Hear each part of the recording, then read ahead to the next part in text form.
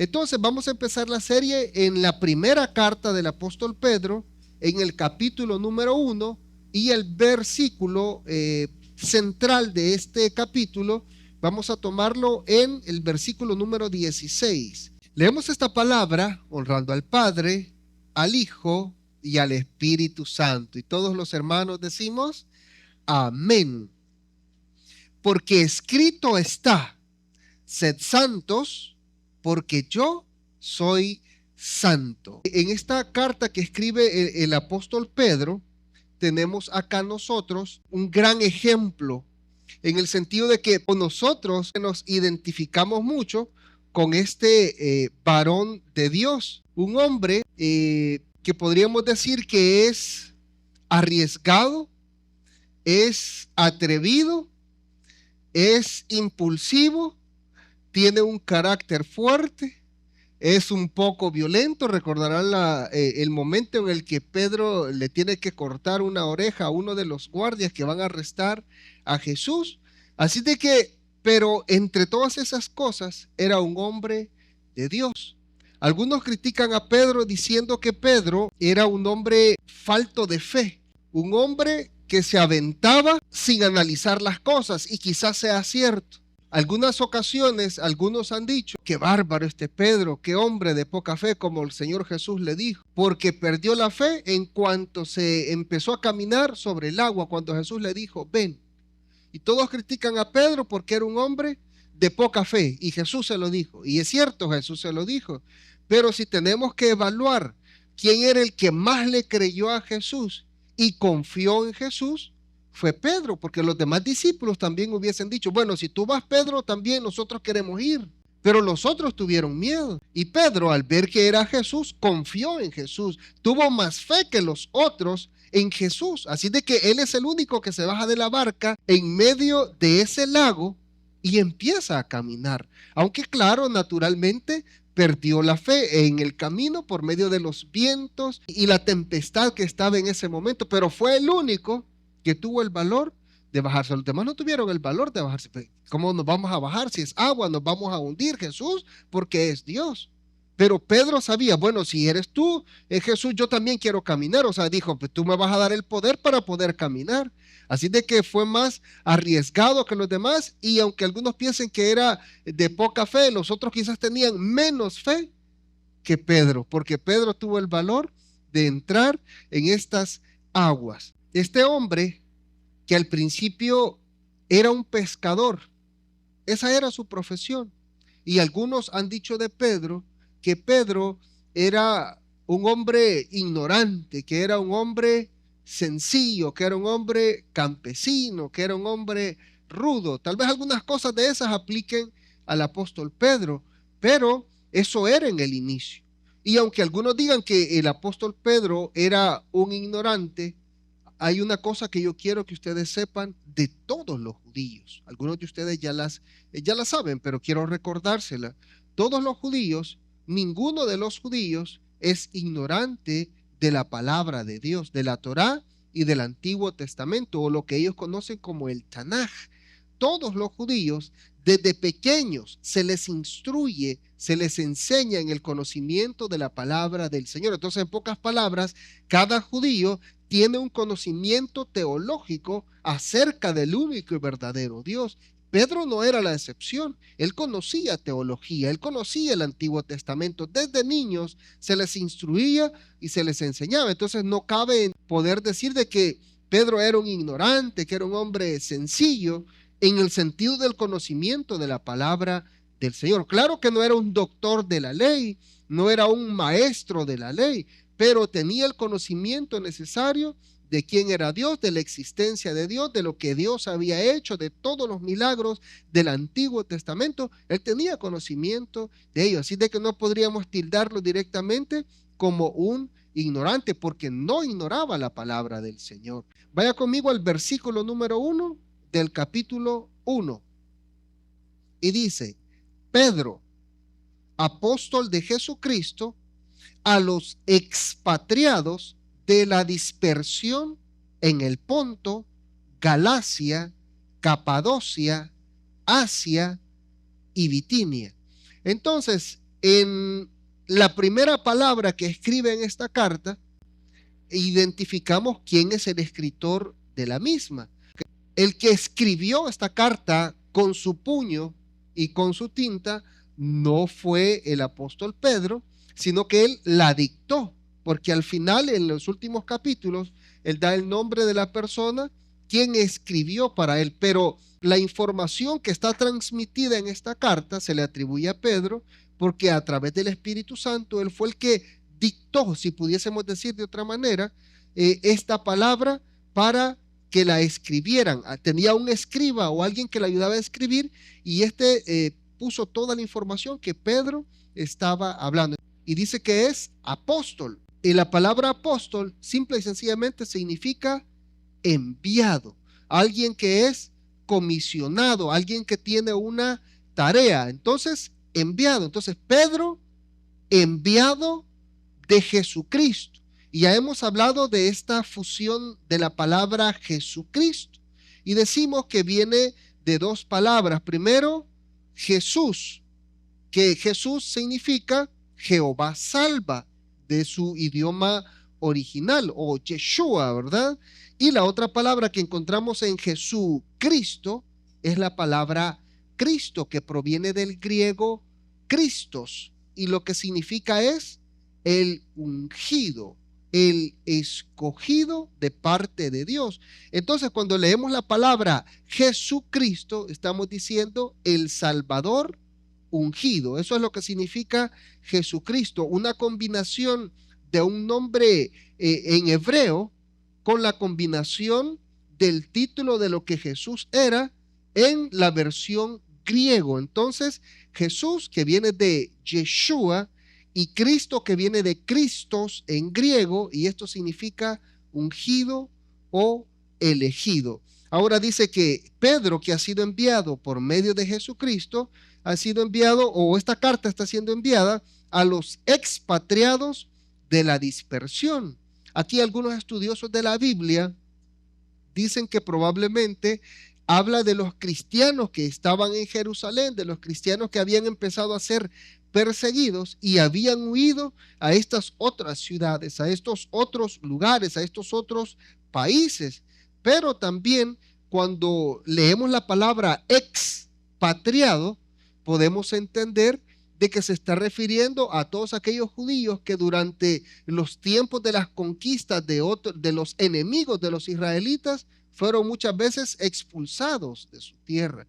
Por un lado, los asirios se llevaron a las 10 tribus del norte, y por el otro lado, también los babilonios se llevaron a las otras 2 tribus del sur, a Judá y a Benjamín. Los babilonios se los llevaron. Entonces, cuando habla a los expatriados, a estos que están dispersos, tal vez no solo se refiere a los cristianos de ese tiempo que habían aceptado a Jesús y que ya tenían persecución, pero también se estaba refiriendo a aquellos que habían sido expulsados de su tierra, a judíos que habían sido expulsados de su tierra y que estando en su tierra ya se les había hablado de Jesús, ya había llegado el evangelio a ese lugar. Entonces, por generaciones hay gente judía que ha vivido en diferentes países del mundo, en Alemania, en España, en Argentina, en Ucrania.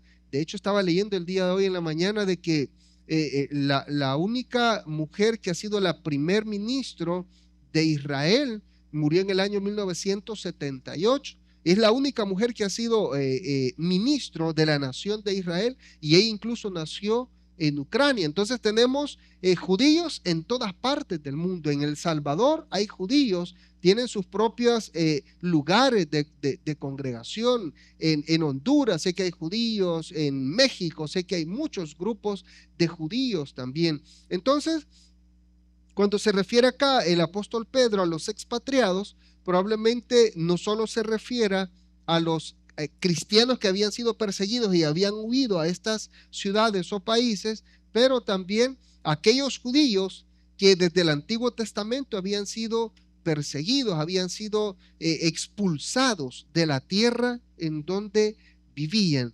Ahora, el nombre de Pedro, de hecho, ni siquiera es un nombre, sino que es piedra. Eso es lo que significa Pedro, piedra.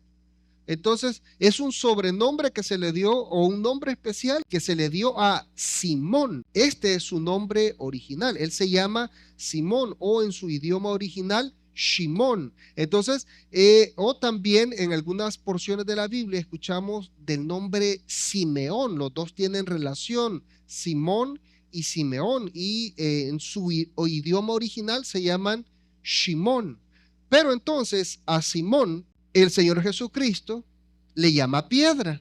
¿Por qué se escribe Pedro?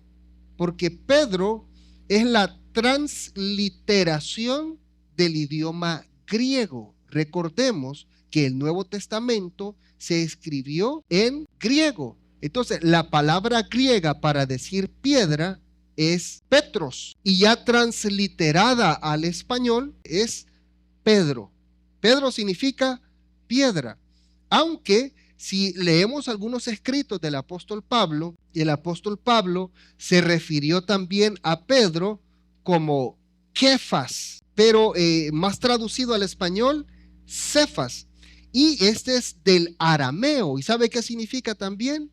Piedra. Entonces algunas veces en los escritos en el Nuevo Testamento usted va a encontrar que dice Cefas, que su pronunciación del arameo sería aproximadamente como Kefas o algo así, significa piedra en arameo. Algunas veces el apóstol Pablo menciona este sobrenombre de Pedro, pero en el idioma arameo, que es Cefas. Entonces ya sea Cefas en arameo o Pedro en griego, los dos significan ¿qué? Piedra. Muy bien.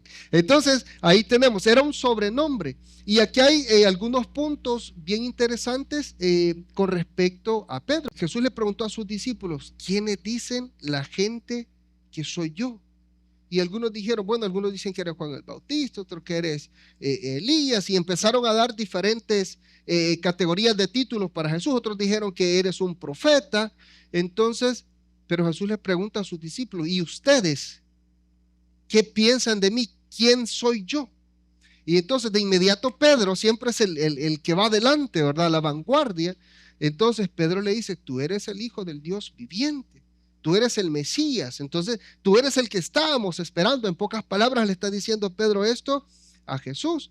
Y entonces Jesús le dice que esto no se lo ha revelado ni carne ni sangre. Y ahí mismo aprovecha Jesús para decirle a Simón de que ahora ya no será su nombre Simón, que ahora le va a llamar piedra. Y entonces Jesús le dice, ahora tú te llamarás piedra. Y luego le dice, y sobre esta piedra o sobre esta roca edificaré mi iglesia. Ahora quiero que entienda lo siguiente. Cuando Jesús le dice esto a Pedro o a Simón, porque ya sentí como que le estoy diciendo un apodo. Entonces cuando Jesús le dice esto a Simón, entonces no le está diciendo que Pedro va a ser la piedra angular o la piedra principal sobre la cual se va a edificar la iglesia. Entonces Pedro en el capítulo número 4 de los Hechos, Pedro está haciendo una defensa de Cristo Jesús.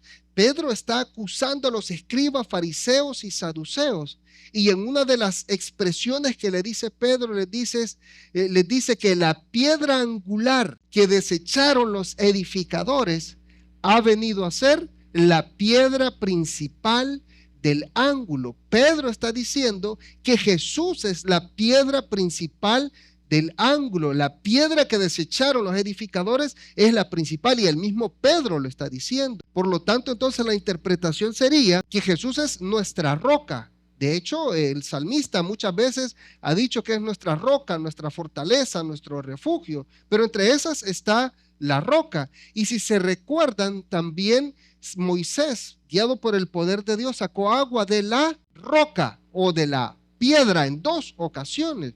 Entonces, el mismo Pedro está diciendo acá de que Jesús es la piedra angular, Jesús es la roca. Y cuando Jesús le dice a Pedro que Pedro es una roca o que es una piedra, lo que está diciendo es que es parte de la edificación. Entonces esta piedra es una piedra importante que va a ser puesta sobre la roca principal, que es Jesucristo. Eso sí es válido decirlo, que Pedro, cuando Jesús le dice que va a ser, que su nombre va a ser Pedro, le está diciendo que es parte de la edificación.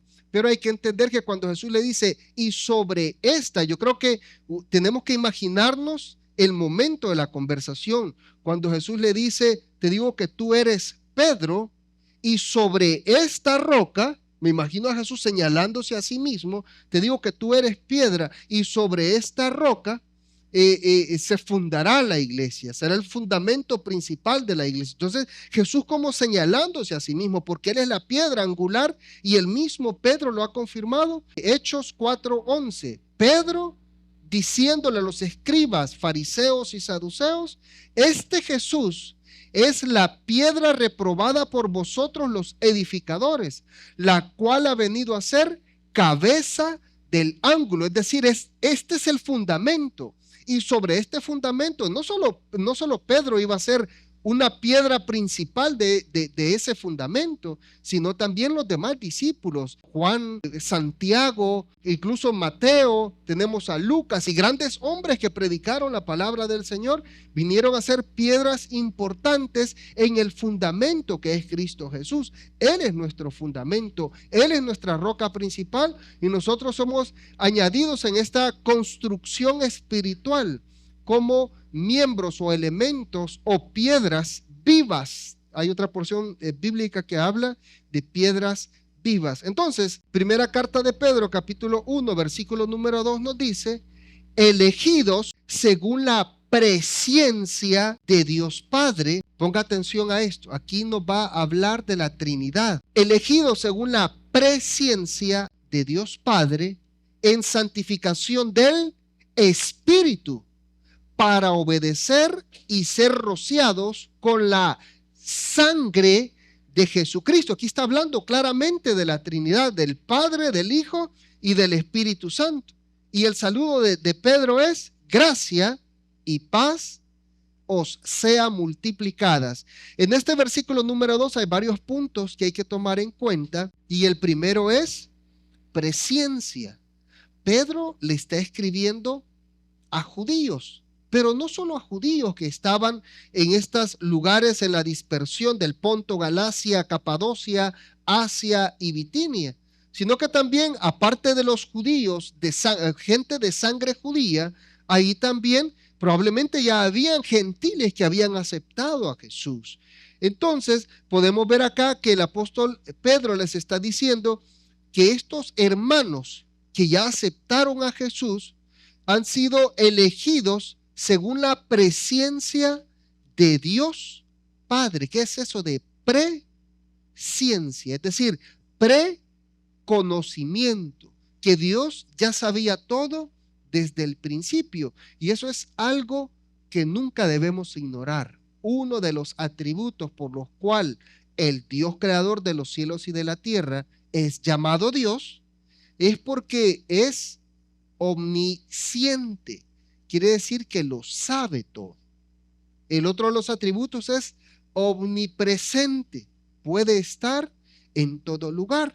Y esto también lo entiende Pedro, porque está hablando del Padre, del Hijo y del Espíritu Santo. Está hablando acá en este versículo número 2. Los menciona a los tres. Menciona al Padre, menciona al Espíritu, que es el Espíritu Santo, y también menciona a Jesucristo. Entonces menciona la Trinidad. Menciona a tres personas diferentes, pero hay que entender que es un solo Dios. Entonces, ahí donde nosotros echamos mano de la omnipresencia de Dios, que entendemos que Dios puede estar tanto en el Padre, tanto en el Hijo y en el Espíritu Santo. Y en eso no creo que debería de haber duda, aunque algunos se complican con esa situación. Un solo Dios manifestado en tres maneras diferentes. ¿Qué es la presciencia de Dios? Presciencia significa que Dios ya lo sabe todo desde el principio. Antes yo les he dado el ejemplo de un bote. He lanzado un bote acá y hemos hablado de la ley de la gravedad, y que ustedes me han contestado antes del efecto que va a suceder con ese bote. Ustedes me han dicho qué es lo que va a pasar. Eso se llama presciencia, preconocimiento. Tiramos el bote y ustedes me han dicho va a caer al piso. ¿Y cómo sabían ustedes? Hay una presciencia, un preconocimiento de parte de ustedes. Claro, la presencia de Dios es infinita, es eterna y no se compara con nosotros. Nosotros tuvimos que estudiar para poder conocer eso. Ahora, si yo les pregunto a ustedes, imagínense que imagínense un cerro, una montaña. En la parte de arriba está plano, pero hay una parte que es demasiado inclinada. Imagínense 1000 metros sobre el nivel del mar, para ser un poco exagerados. Imagínense que pone desde allá arriba, hay una carretera que baja directo hasta la planicie, 1000 metros. Entonces pone una pelota de metal bien grande ahí arriba, la lleva hasta la orilla, ya casi para desbordarse. ¿Qué sucede si yo empujo esa bola de hierro? Sale volando, se va hacia arriba, se va para la izquierda, para la derecha, desaparece, o se va rodando directamente con toda la velocidad según la gravedad hasta llegar abajo. Entonces, por lógica, antes de que yo empuje esa bola gigante, ustedes me van a decir qué es lo que va a suceder, ¿verdad? Porque eso es lógica y eso es presciencia, conocimiento. Entonces, Dios en su presciencia, en su conocimiento previo acerca de la humanidad, Dios dice que ha escogido, Pedro dice que Dios ha escogido a estos hermanos que están expatriados, que viven fuera de Israel, pero que Dios los ha escogido. Y usted dirá, pero ¿cómo es que escogió Dios a alguien que antes era un ladrón? ¿Cómo lo escogió desde antes si sabía que iba a ser un ladrón? ¿Cómo lo escogió desde antes si sabía que iba a ser un drogadicto? ¿Cómo lo escogió desde antes si sabía que iba a ser una prostituta? ¿Cómo lo escogió desde antes si sabía que iba a ser un asesino?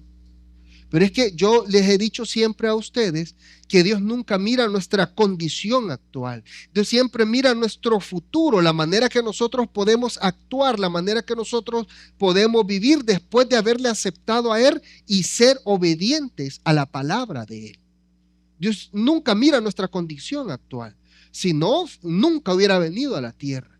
Pero en su presencia, en su preconocimiento, Dios ya sabía quiénes iban a aceptar su nombre. Entonces el apóstol Pedro lo que está diciendo acá es de que a estos hermanos expatriados que están en la dispersión en diferentes ciudades y países del Ponto, Galacia, Capadocia, Asia y Bitinia, lo que está diciendo es de que estos hermanos, aunque antes no conocían a Jesús, aunque antes no vivían conforme a la voluntad de Dios, Dios desde antes que nacieran, Él ya los había escogido. Ahora, quizás le parezca extraño a usted, pero esto es una realidad. Dios, en su presciencia, en su preconocimiento, Él ya sabe quiénes son todos los que van a ser salvos al final de todo lo que tiene que acontecer aquí en la tierra. Él ya tiene en la lista los que van a ser salvos. No porque Él quiera escogerlo. Quiero que entienda esa parte. Sino que como Él sabe cómo nosotros vamos a actuar en el futuro, así como el ejemplo que le puse de esa pelota gigante en el cerro y que le empujamos hacia abajo y sabemos que va a ir directamente hacia abajo. No va a correr hacia atrás, sino que va a ir hacia abajo. Entonces Dios en su preconocimiento, Él lo sabe todo en su presencia. Entonces Él ya sabe quién va a obedecer a su palabra.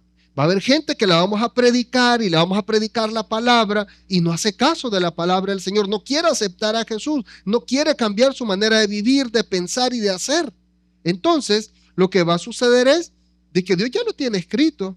Dios ya sabe quién va a aceptar a Jesús. Y quizás nosotros decimos, no, este borrachito, porque allá en mi cantón había muchos borrachos, amanecían en las calles, en los callejones, en las aceras. O en las banquetas le llaman los hermanos mexicanos. Entonces amanecían ahí, la gente decía, no, este nunca va a cambiar. Pero Dios no estaba viendo la condición presente de esa persona. Y muchas de esas personas fueron transformadas por el Espíritu Santo de Dios. Y esos borrachos, esas personas que para los demás ya los habían marcado para un castigo eterno en el infierno, dijeron, este nunca, así va a morir borracho. Así va a morir drogadicto, así va a morir ladrón, así va a morir de mujeriego, así va a morir haciendo cosas malas. Pero Dios tiene planes diferentes con esas personas. Dios sabe que si se acerca a esas personas, el corazón de esas personas va a obedecer a la voz de Dios, al llamado de Dios y va a cambiar su vida. Mi primo, que era mi pastor allá en El Salvador, era drogadicto, huelía pega, echaba un pegamento amarillo que es para zapatos, lo echaba en una bolsa y así andaba toda su vida. Era ladrón, hacía cosas malas, andaba en pandillas. Y un día Dios lo alcanzó, lo transformó y la gente dijo, este hombre nunca va a cambiar. Y después se hizo un hombre amante de la palabra del Señor, de servir, un predicador, fue mi líder. Ellos fueron los que nos discipularon. Entonces, Dios puede hacer un cambio extraordinario en la vida de las personas. Y nosotros ya marcamos a la persona, no, este nunca va a cambiar, este nunca se va a convertir. Pero Dios tiene planes con esas personas porque Dios conoce los corazones de ellos. Así que hay que tener cuidado también nosotros de estar marcando el destino de alguien cuando Dios es el que tiene la última palabra. Ahora, Dios conoce el destino de todos nosotros. Dios conoce quiénes van a vivir conforme a su palabra y quienes van a recibir la salvación al final, quienes van a vivir con Él eternamente. Muchos pueden estar dentro de las iglesias, muchos pueden predicar dentro de las iglesias, muchos pueden ministrar la alabanza en los diferentes instrumentos como corista, como el cantante principal, muchos pueden servir como diáconos, como servidores, muchos pueden servir en equipos de sonido, multimedia, muchos pueden servir como líderes en los grupos familiares, muchos pueden servir haciendo protemplos, muchos pueden servir atendiendo a los niños, pueden trabajar en las diferentes áreas de la iglesia, pero si no hay un verdadero arrepentimiento, no hay una verdadera transformación, simple y sencillamente fue un visitante dentro de la iglesia, pero nunca se convirtió. Y podrá engañar al pastor, podrá engañar a cualquiera de sus líderes próximos, pero a Dios nunca lo va a engañar. Y hemos visto de gente que ha sido grandes predicadores, han llenado estadios y al final terminaron mal. No sé cuál fue la condición final de Salomón, esperamos que se haya arrepentido, pero al final cuando él escribe vanidad de vanidades, todo es vanidad, le dio rienda suelta a todo, le dio rienda suelta incluso a la idolatría, que Dios, claro, la había prohibido. Y como tenía mujeres de diferentes naciones, de diferentes países, de diferentes culturas, a cada quien le permitió que tuviera su Dios. Él incluso participó en la adoración a esos dioses. Entonces, qué grave la situación de él. Ojalá se haya arrepentido y se haya convertido, porque tuvo un gran inicio. Inició en el espíritu y parece que iba terminando en la carne. Que nosotros tengamos ese cuidado de iniciar en el espíritu, mantenernos en el espíritu y terminar en el espíritu, porque de lo contrario, de nada nos sirve todo el esfuerzo que hagamos dentro de la iglesia, porque Dios ya lo sabe todo. Dios ya lo conoce. Usted me puede engañar a mí. Usted puede engañar a su líder próximo, pero a Dios nadie lo puede engañar. Así de que conviértase verdaderamente. No para que lo mire el pastor. Yo no soy nadie, yo soy igual que usted, yo soy su hermano en Cristo. Conviértase para que no pueda ver un día al Señor y pueda vivir eternamente con Él. Ese debe ser nuestro propósito. Tenemos que hacer un esfuerzo extraordinario. El mundo está corrompido, cada vez las cosas van peor y peor. Esto no va a mejorar, va a empeorar. Son los tiempos finales. Tanta cosa que se mira, tanta guerra. Ahora se ha vuelto una locura de 2 o 3 años para acá, lo de las guerras, que uno se levanta contra otro, que este quiere un pedazo de tierra, que este quiere lo otro. Entonces, es una locura. Son señales antes del fin. Y la gente no entiende. La gente se pierde aún más. Pero nosotros tenemos que ser sabios. Dios ya conoce quién va a ser salvo. Pregunta es, ¿estoy yo y está usted escrito en ese libro de la vida? ¿Estamos jugando a ser un cristiano mediocre? Aquí adentro soy una cosa y allá afuera soy otra. ¿Cuál es mi estilo de vida? ¿Estoy amando a mi prójimo? ¿Estoy amando a mi vecino, a mi compañero de trabajo, a mis familiares? ¿O tengo rencillas, tengo sentimientos negativos con ellos? ¿Me cae mal tal hermano, me cae mal tal hermano y pienso que yo voy para el cielo y ella no va para el cielo? ¿Cómo estamos viviendo la vida? Dios ya lo conoce por su presciencia. Yo lo que le pido es que en cuanto sea posible, como dice la palabra del Señor, mientras hay vida y esperanza, trate de arrepentirse de ese estilo de vida que lo está reteniendo, de su crecimiento espiritual y de una verdadera relación con Dios. Esto no es un juego. Esto no es para venir a pasar el tiempo. Esto no es una diversión. Esto es algo serio. Estamos siendo discipulados, estamos siendo fortalecidos por medio de su Espíritu Santo cada vez que venimos a este lugar para ir a enfrentar al enemigo allá afuera. las tentaciones, las pruebas, las dificultades, las enfermedades.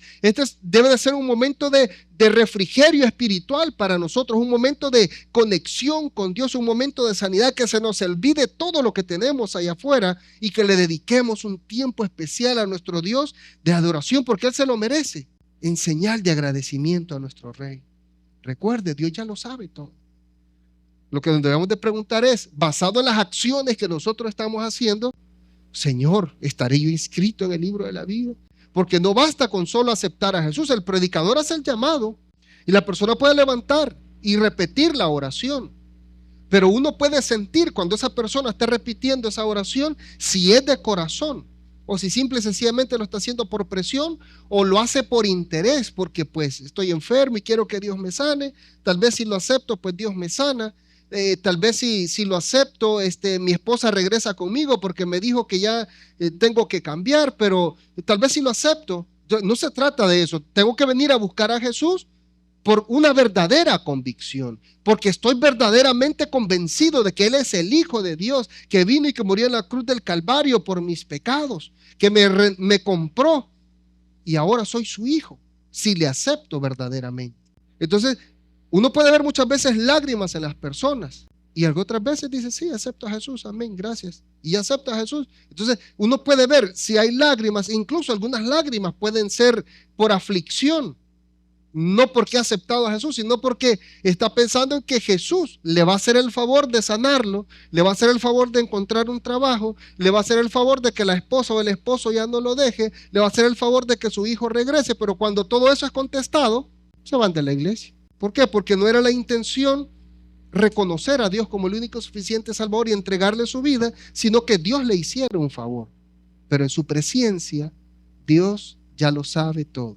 No os engañéis. Dios no puede ser burlado. Todo lo que el hombre sembrare, eso también segará, eso también cosechará. ¿Qué estás sembrando? Eso mismo va a ser tu fruto. Elegidos según la presencia de Dios Padre en santificación del Espíritu Santo. Es decir, hemos sido escogidos por Dios desde antes. Usted había sido escogido por Dios desde antes para que le sirviera, para que le adorara, para que le buscara, y usted ni yo, mucho menos yo, me imaginaba lo que iba a estar haciendo. Entonces fuimos elegidos por la presencia de Dios y yo tengo que pasar la balanza en mi vida de todo lo que yo era. ¿Cómo me voy a merecer lo que ahora hago para el Señor? Entonces esto no se mira como un trabajo, esto se mira como un privilegio del Señor. Regresando al versículo número 2, la presencia de Dios en santificación del Espíritu. Hemos sido escogidos desde antes y hemos sido santificados. Dios nos escogió desde antes y por medio de su Espíritu hemos sido santificados. Eso nos quiere decir, ¿para qué hemos sido santificados? Escuche esto, para obedecer. ¿Y qué más? Y ser rociados con la sangre de Cristo. Pedro nos está hablando teología profunda acá.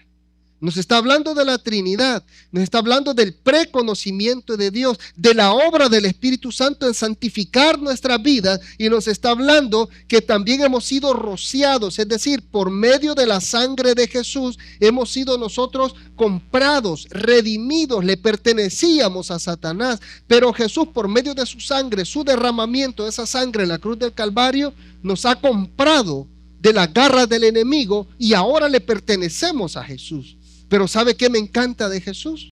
¿Qué me gusta de Él? Que aunque Él nos compró y le pertenecemos porque Él ha pagado un precio, pero Él nos da la opción de seguirle o de dejarlo.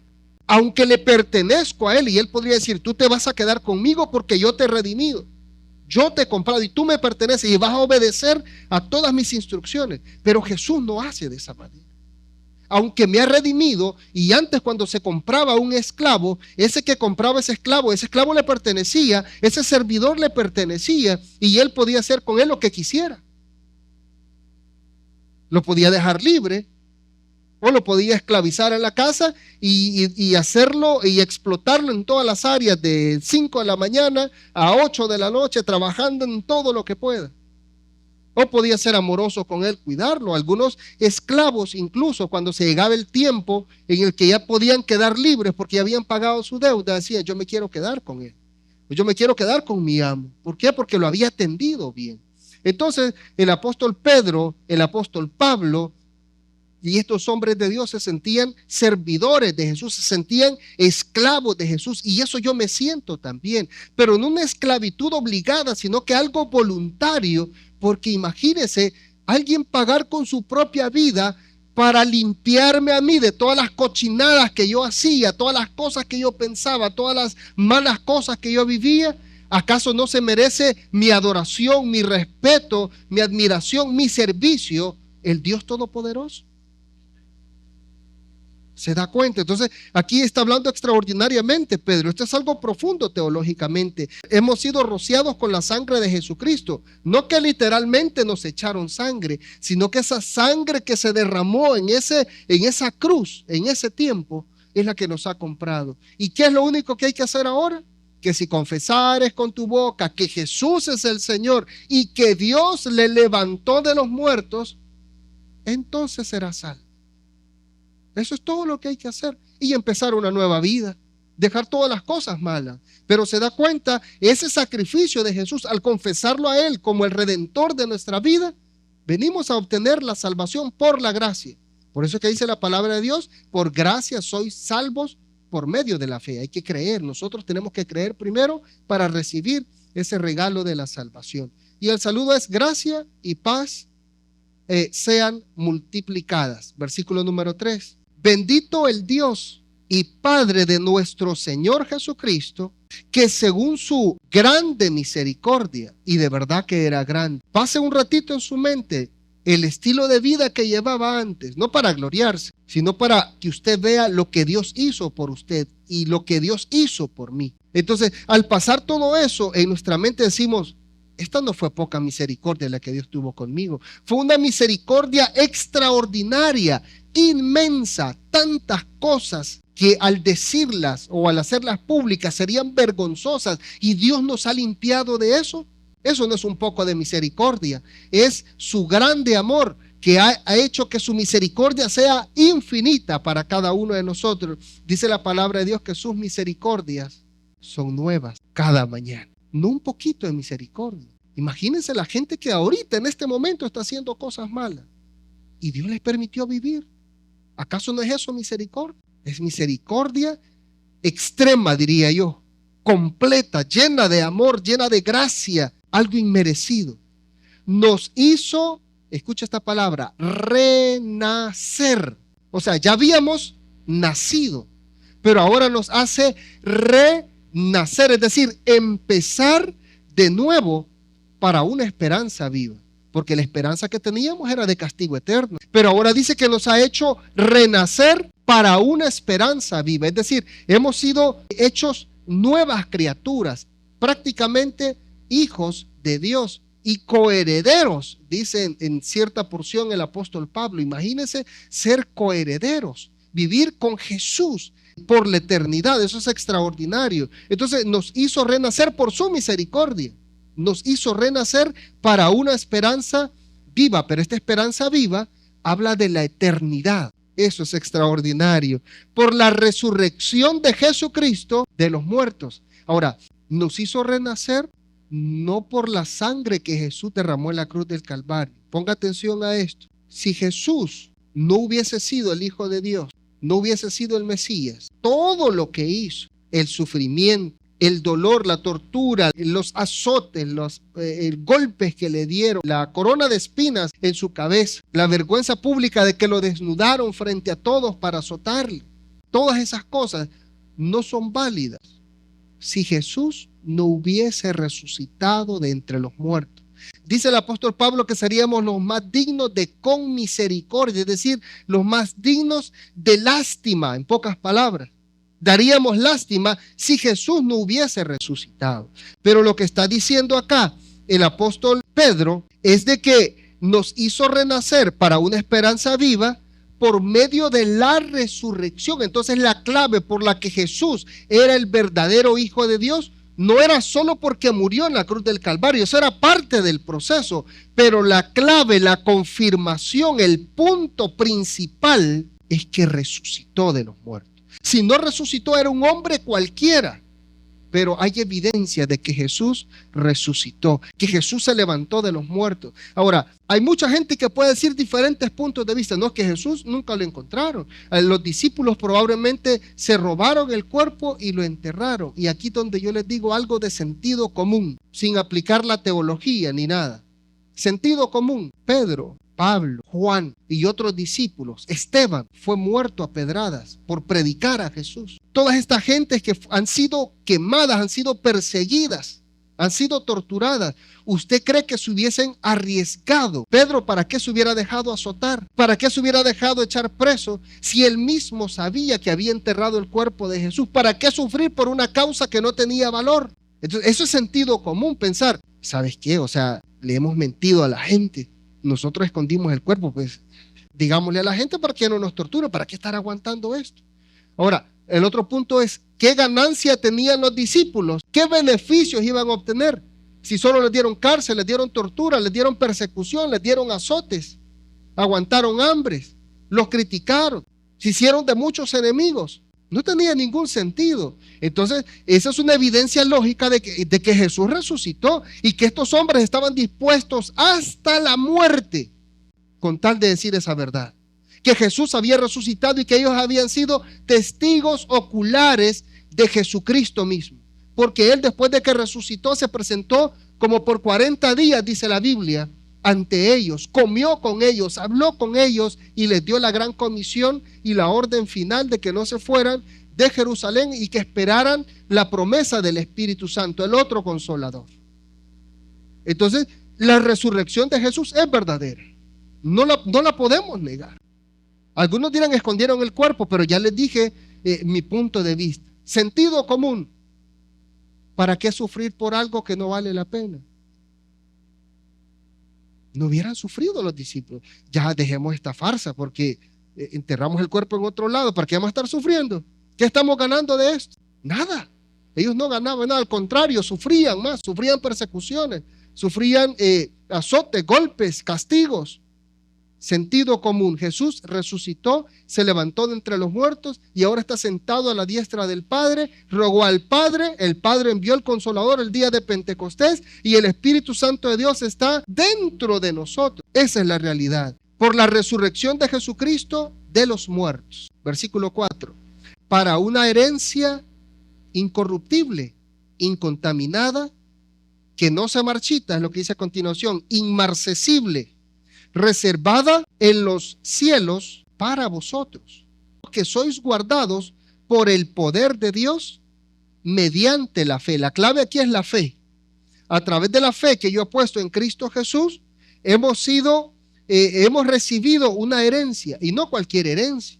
Alguien le puede dejar una herencia de algunos billetes, de algún terreno, de alguna casa, algunos bienes, algún carro, pero eso es corruptible. Corruptible significa que es perecedero, termina, desaparece, es como la niebla, en un momento está y otro tiempo se va. Entonces podemos ver acá de que nos está hablando de una herencia que hemos obtenido por medio de la fe en Cristo Jesús y el sacrificio de la cruz del Calvario que Él hizo, nos ha redimido a nosotros para herencia incorruptible, incontaminada e inmarcesible, reservada en los cielos para vosotros, que sois guardados por el poder de Dios mediante la fe, para alcanzar la salvación que está preparada para ser manifestada en el tiempo postrero. O sea, nosotros no hemos visto ya la salvación, hemos recibido la salvación, hemos recibido esa promesa de la salvación y esa es nuestra esperanza. ¿Cuándo la vamos a ver?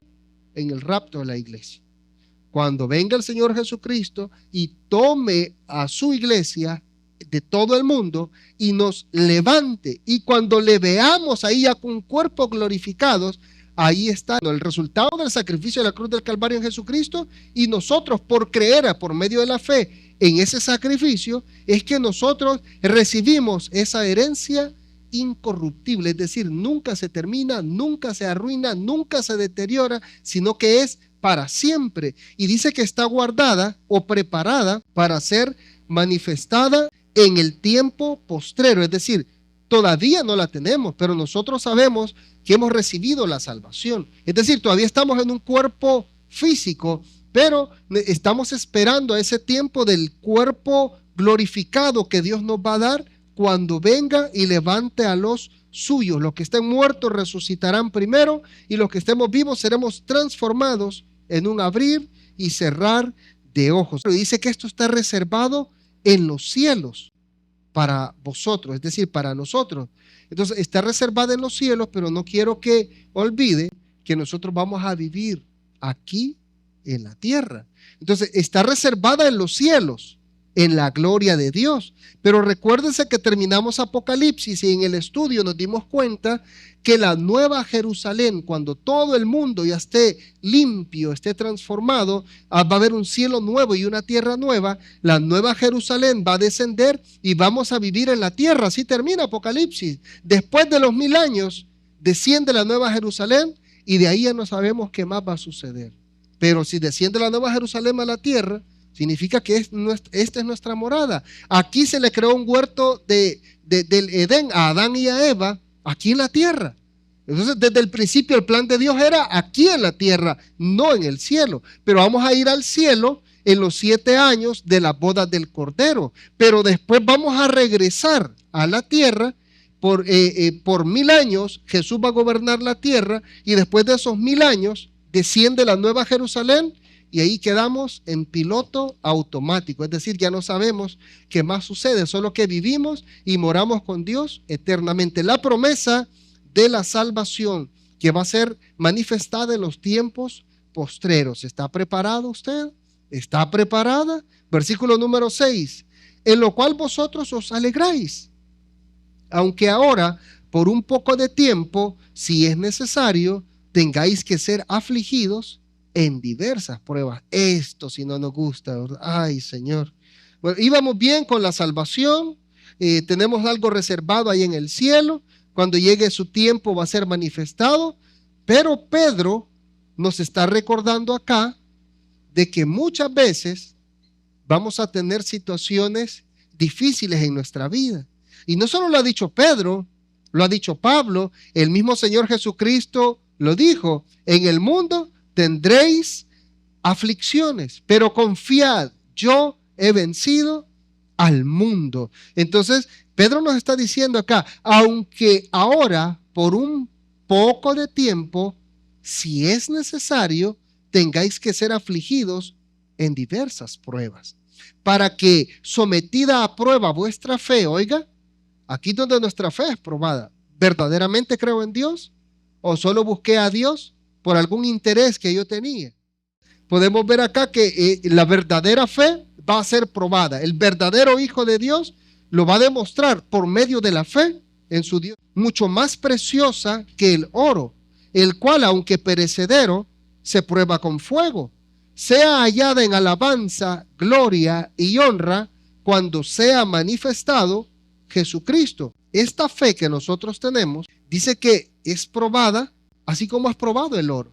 Imagínense, el oro es un material precioso, pero es corruptible, es decir, es perecedero. Entonces lo que vemos acá es de que incluso el oro, para poderse separar y sacarlo purificado, que salga el puro oro nada más, sin tierra, sin basura, sin nada, tiene que ser pasado por el fuego. Y si el oro tiene que ser pasado por el fuego, que es perecedero, en pocas palabras está diciendo el apóstol Pedro acá, ¿cuánto más nuestra fe? Pero cuando pasemos esta prueba, está diciendo el apóstol Pedro, que dice que vamos a hallar alabanza, gloria y honra cuando sea manifestado Jesucristo, por haber demostrado una fe firme, una fe segura, una fe que verdaderamente ha transformado todo mi ser por medio de la palabra de Dios. Versículo número 8. A quien amáis sin haberle visto, en quien creyendo, aunque ahora no lo veáis, os alegráis con gozo inefable y glorioso, obteniendo el fin de vuestra fe, que es la salvación de vuestras almas. Mire lo que dice ahora el apóstol Pedro, que no le hemos visto. Es decir, que esta gente que también estaba en esos lugares no habían visto a Jesús. Y Pedro, que era un testigo ocular, Juan, que era un testigo ocular, Saulo, que ahora también se le llama el apóstol Pablo, fue un testigo ocular porque el mismo Señor Jesucristo se le manifestó. Claro, no lo vio físicamente, pero escuchó su voz y vio el reflejo de la luz a plena luz del día. un reflejo de luz que lo dejó ciego por 3 días. Entonces vemos acá que estos hombres fueron testigos oculares de Jesús. Pedro, Juan, caminaron con Jesús, hablaron con Jesús, comieron con Jesús, oraron con Jesús, viajaron con Jesús en la barca, viajaron por grandes distancias caminando, estuvieron con Él. Pero hay gente en esos tiempos que no había visto a Jesús literalmente. Pero al hablarles de Jesús, ellos creyeron. Y lo mismo sucede con nosotros. Eso fue hace más de 2000 años atrás. A nosotros se nos ha hablado de Jesús. Yo nunca he visto a Jesús. Pero al leer la palabra, se manifiesta directamente en nuestras vidas. Y lo podemos conocer y podemos vivir como si estuviésemos en esos tiempos cuando caminaron los discípulos con Él. Eso es lo que le sucedió a estos hermanos que les está escribiendo el apóstol Pedro. No habían conocido a Jesús. Y aquí se los dice: a quien amáis sin haberle visto. Yo amo a Jesús. Lo amo más que mi vida. Y nunca lo he visto. Pero sé que Él es real. Y si tengo que comparar mi realidad, lo que yo soy, que yo soy real, comparado con la realidad de Dios, Él es más real que todo lo real que existe. ¿Me entiendes? Él es todo, Él existe, Él es real, Él es verdadero. Entonces dice: a quien amáis sin haberle visto, en quien creyendo, aunque ahora no lo veáis, no lo vemos. Creemos en Él, le amamos, tenemos fe en Él, y dice que nos alegramos con gozo inefable y glorioso. Cuando venimos a la iglesia, venimos a adorar a Jesucristo. Venimos a adorar al Dios Todopoderoso. No le he visto, pero sé que es real, sé que existe y yo le siento en mi vida. Versículo número 9, obteniendo el fin de vuestra fe, que es la salvación de vuestras almas. Por la fe que estas personas tuvieron y por la fe que usted y yo tenemos en Jesucristo sin haberle visto, dice que hemos recibido la salvación de vuestras almas. Dios lo conoce a usted. Dios me conoce a mí. Dios conoce cuáles son mis planes y propósitos y cuál es mi prioridad. Y yo quiero y yo le pido a usted que ponga como prioridad sobre todas las cosas a Dios. Y cuando ponemos como prioridad a Dios, Él se encarga de ser de bendición para nuestra vida. Amamos a Dios sin haberle visto. El mismo Señor Jesucristo dijo: bienaventurados los que sin ver han creído y los que van a creer. Y nosotros hemos creído, así de que somos bienaventurados. Para muchos es locura pensar en algo que no vemos, pero este libro que se ha escrito en un periodo aproximadamente de 1600 años y que ha trascendido con una historia de los judíos de más de 5000 años desde que se fundó el mundo, desde que el mundo fue creado, esta historia es real. Cuando un día me encuentre ante la presencia de Dios y si yo no obedecí y me paro ante la presencia de Dios después del reino milenial para ser juzgado, no voy a tener excusa, porque la palabra se ha hablado, la palabra se ha dicho, Jesús se ha predicado y ese fue el objetivo principal de que esto quedara escrito, de que el mundo no fuera ignorante del principio de la creación, de quién creó al mundo, de cómo va a terminar el mundo, de los planes y propósitos de Dios para sus hijos obedientes. Nadie va a tener excusa, porque aquí está escrito. Aquí está escrito. ¿Qué necesitamos? Dedicar tiempo para leer esta palabra. Dedicamos tiempo para ir al trabajo, trabajar 10, 12, 15 horas en el trabajo. Dedicamos tiempo para ir a un restaurante y estar unas 2 o 3 horas ahí. Dedicamos tiempo para divertirnos, dedicamos tiempo para hacer muchas cosas, pero no dedicamos tiempo para Dios. Y Él dedicó su vida, toda su vida, cuando vino aquí a la tierra, la entregó por nosotros. No se negó en nada. No se niegue en nada usted para Dios. Entréguele su vida verdaderamente. Haga a un lado todas aquellas cosas que le están estorbando, porque si no hace caso y no es obediente a la palabra del Señor, un día se encontrará frente a Dios en el juicio del gran trono blanco. Y cuando esté en este juicio del gran trono blanco, ahí se le van a abrir los libros y ahí se le va a decir por qué razones usted ha sido enviado al lago de fuego. ¿Cuál es su decisión? Busque a Jesús de todo corazón. Padre, le doy gracias por su infinita misericordia, Señor. Yo la verdad no merecía, Señor, tan grande privilegio. Pedro lo reconoce, Señor, que nosotros, ninguno de nosotros, por nuestros propios medios hemos podido hacer nada. sino que es el sacrificio de Jesús, su muerte en la cruz del Calvario, su sangre derramada y la resurrección de entre los muertos, es que ahora nosotros podemos ser salvos, Señor. Aquí está mi vida, Señor amado, aquí está la vida de tus hijas y de tus hijos, Señor. Ayúdanos a estar firmes, Señor, en medio de las tentaciones, en medio de las pruebas, en medio de las dificultades, Señor. Gracias por su fidelidad, por su amor y por su paciencia. Fortalézcanos, manténganos firmes, Padre. Ayúdanos a estar listos para el día de su venida, mi Señor. Que su palabra haga un efecto extraordinario en nuestras vidas, Señor, y que nos haga reflexionar y que podamos dejar aquellas cosas que todavía nos están afectando nuestra relación contigo, Padre, en el nombre de Jesús. Amén.